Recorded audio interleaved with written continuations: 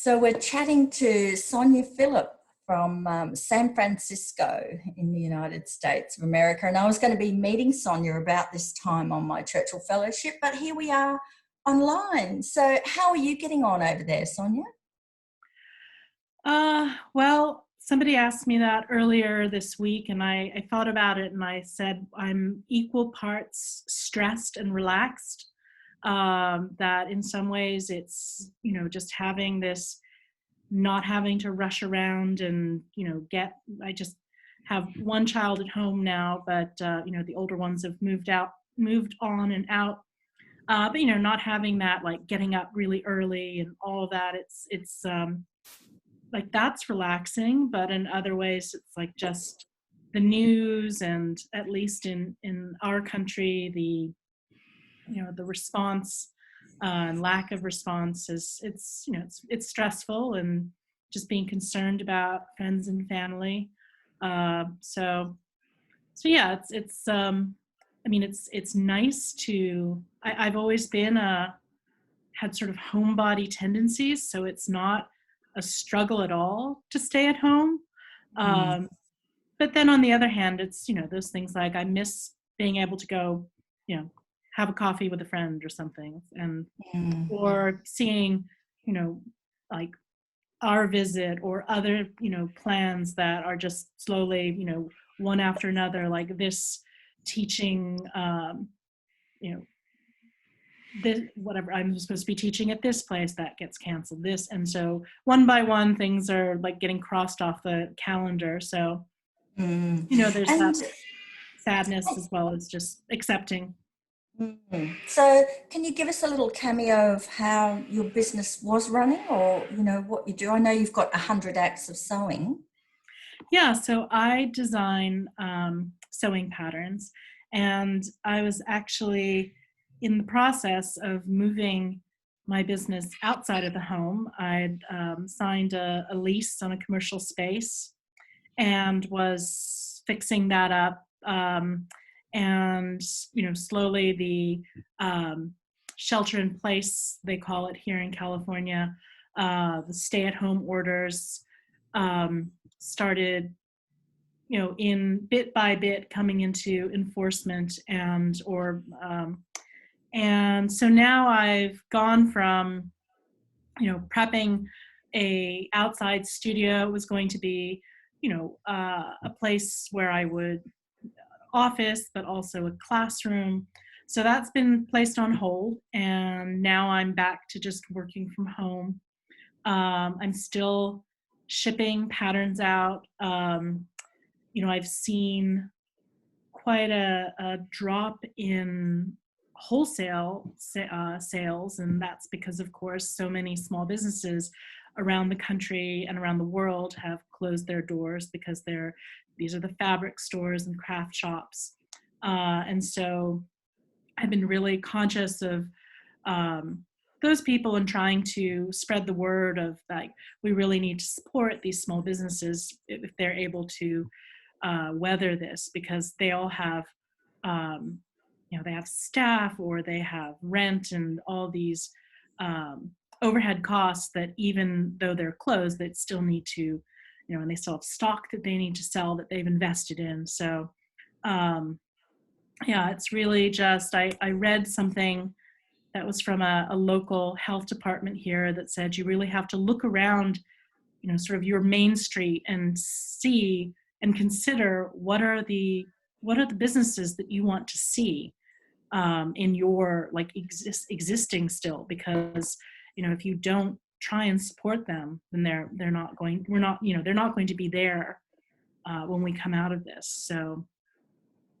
yeah, I've been trying to do my small part to support small businesses. If a birthday is coming, shopping local. So, and those people that have online stores and are still shipping, trying to support them. Yes, well, it must have been disappointing for you without your, moving into your physical store. But have you elevated your online presence at all? Not anything really, and also the other thing is I'm kind of in I was telling a friend that somebody asked me, like, oh, have you been just sewing up a storm? And my sewing machines are actually packed away, and I've got, my cutting mats are still here, but my rotary cutters are over there. And so I'm sort of in this half, the room that I used to use. My husband's in there now because he's working from home, so sort of made an office for him. So it's, really just, it's all been an exercise in being flexible, and just accepting. And yes, it's been disappointing, and also it was like, wow, was that just a really bad timing on that Pipe move? dream, yeah. But it's also, it's just I can't second guess things. It's just like, well, I was meant to be, like, I was hoping for an April 1st opening, and that didn't happen, and so we'll see. And so what, like you mentioned, the need to be flexibility, what other skills and life experience are you drawing on to get through this period? What other skills? I think just, making do with what we have, rather, and being, thankful for the things we do have, rather than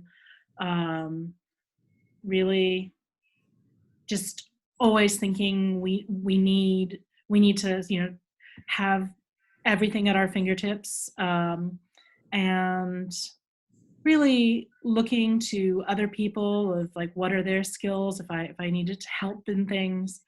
I don't know. I would also say, I've always been someone who makes things. So, um, but as I said, I haven't been sewing. I've been finding that I'm mending a lot more, which is really something that I don't like doing it. So I never really had, what time I did have, I would not spend mending. And so now it just seems like starting any new project is so daunting. And so I'm doing things like mending socks. And so I'm not very good at it, but it's soothing, and it's just a small sort of bite-sized thing that I can accomplish. And has this disruption sort of made you more conscious and aware of where resources come from and minimizing waste of resources? It sounds like it has, if you're mending when you didn't before. Maybe so, but in other ways, our family was really trying to, we were really trying to adopt a lot of zero waste sort of goals, and I wouldn't say that's gone out the window, but it's become a lot harder. We used to, do a lot. We identified things. It's like we could shift away from packaged food to bulk foods, and that's really a lot. Like, our local stores here have, like, closed their bulk bins because they don't want the contamination. And so, we're finding that we're using more packaged things because that's what's available. But on the other hand, I've also been trying to source, before this, we had a subscription. It's called a community supported agriculture. They're veggie boxes. Mm-hmm. And so we'd had a subscription for a veggie box for the farm, and that's been just this incredible lifeline. And they've expanded to where they've been using their contacts at the farmers market. So it's almost like they have a general store. So if you wanted other things like tofu or cheese, that you can place special orders for those. So that's been, and they were always looking for more subscribers, and now they have a waiting list because it's been, it's all been filled up. So, and just other things like ordering flour from small mills, because larger companies, everyone's baking bread, and so larger companies are back ordered, and so that's been nice to, to support these sort of small grain farms and smaller mills. So can you tell us something about your daily routines and strategies, like just what's happening every day? Well, it's, some days are better than others. I mean, I'm used to working from home, so it hasn't been this big of a mindset shift. I do try and just get up and get dressed and make the bed. The big sort of daily struggle has been trying to get my teenager to actually realize that he needs to get up out of bed before noon, that this isn't just a protracted summer holiday. But he did get up on his own today, so like, yes. A win, take that as a win. Yes, yeah. And I, and just having an easygoing teenager is like, my hat is off to all people parenting small children right now. And I could not fathom doing that. So we're all very, we're a family of 3. We used to be 5, but so imagining, thinking back on what I would have done, like, oh, it just would be complete chaos. So, it's pretty easygoing. My husband wakes up first and, makes his coffee, and he takes the dogs out for a walk, and then he, goes into his room to start his day. And I get up and look at the news and drink tea, and then start, if there are any orders that need to be filled, I'll do that, answer emails, think about what we want to make for dinner. And then also just, a new hobby has also been,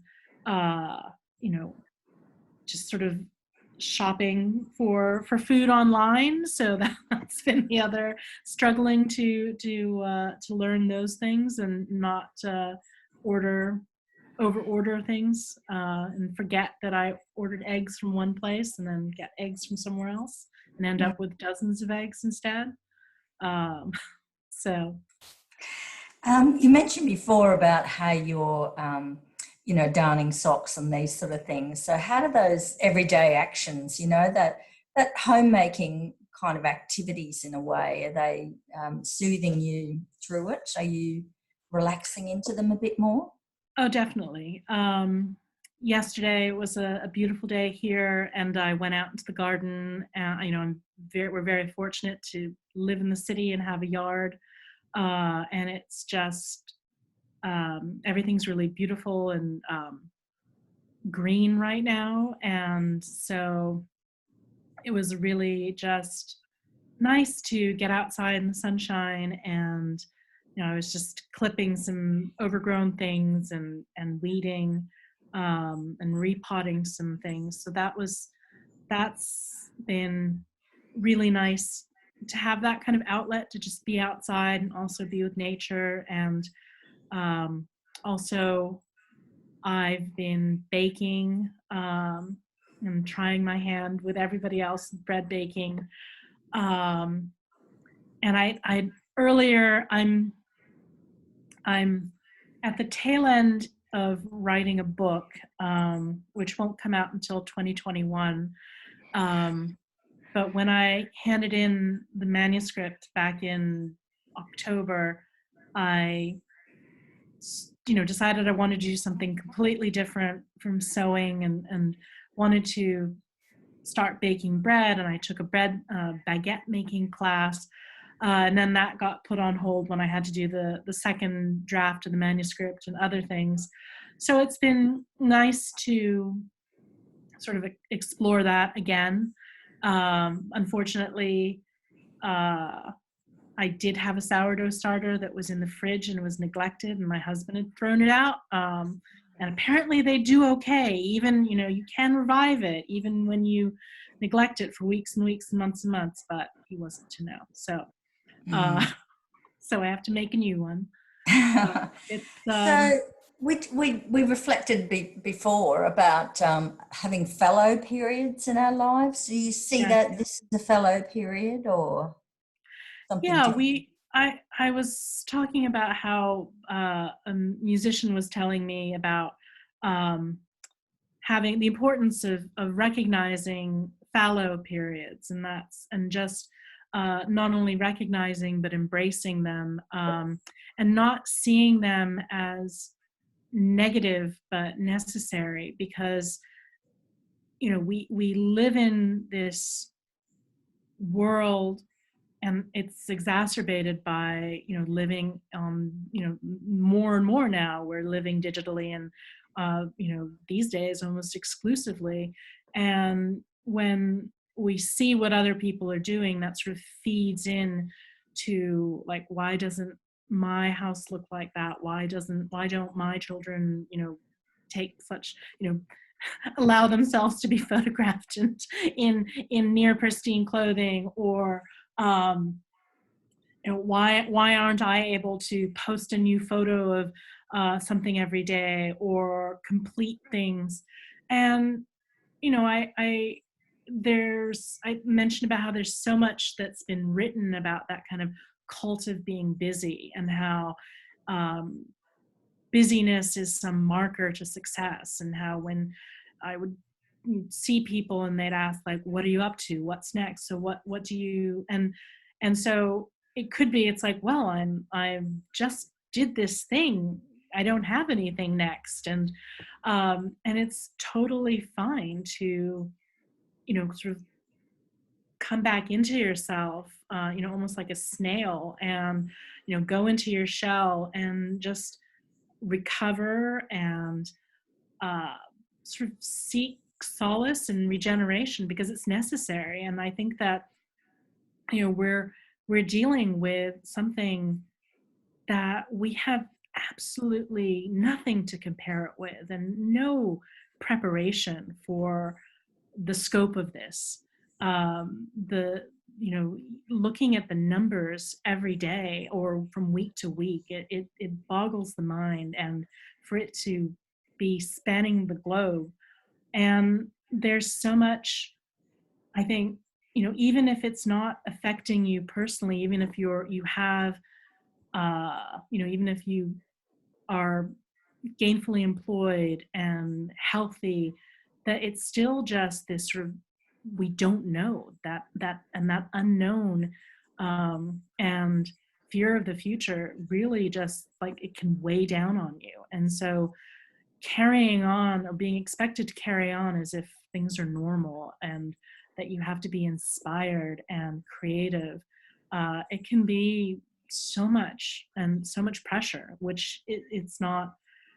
I think that it's fine to take a break. It's fine to not feel like you have to be making things, that you have to be producing, and it's not that, oh, you should write a play or write an essay or paint a picture every day or something. So it's acceptance, isn't it, really? It's I acceptance. I think it's acceptance, and it's also just the permission to just recognize that everyone is going through um, things right now, and you don't have to be any different from, and you can take a step back, grieve, be sad. Um, I think it's incredibly hard if you're either financially or emotionally having to support people. Mm. Um, if you have children, just talking to the kids about what's going on. Even though my kids are older, it's having these conversations that it's like, this is a demarcating line in their life right now, that this Defining will be, time. Yeah. yeah, that this is something Mm. that you know and how is it going to change? And again, that, like, we don't know. Mm. Nobody knows, and it's scary. um, then again, I mean, making art can help and making art, crafts, all those things can, help take your mind off things. So it's one of those, like, if you feel that compulsion to make things because, it's quieting that, all of that, like, noise in your head, because there is so much, like, you could read the news 24/7 and there'll be something new to worry about. So taking a step back from that, and channeling your anxiety into something that can be, just very meditative and therapeutic as well. Great, thank you for that. So in terms of what's on the other side of this, what social, cultural, economic changes do you feel might be ahead?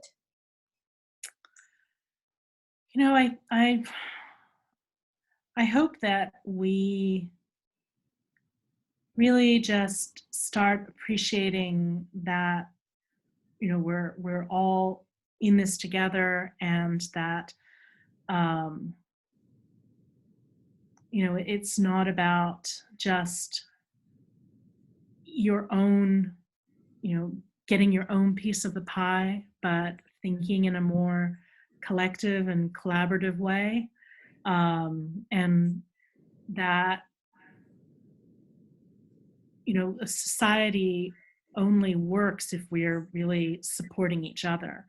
And so I think that it's, we're going to see so many impacts here as far as people, not having work, not having a steady income. And so really having a more sort of expansive and compassionate view to that, and not just, how can I make the most money? How can I, succeed? So I'm really hoping that maybe that is an outcome, and that, we'll see something sort of akin to the, post-depression here in the United States, where there was really, with the WPA and other initiatives where people were put to work, and it was, there were so many, beautiful projects and murals, and it wasn't just like, oh, here, you're just some drone. It was more like, let's build something, let's make something meaningful, and what are your skills, and what can you bring? So we shall see, and I'm have to remain positive. So. Oh, well, that's great. It's been lovely to chat to you, Sonya. Thank you so much for sharing your ideas, and we'll see you in real life sometime. Thank you. Okay, bye. Bye-bye.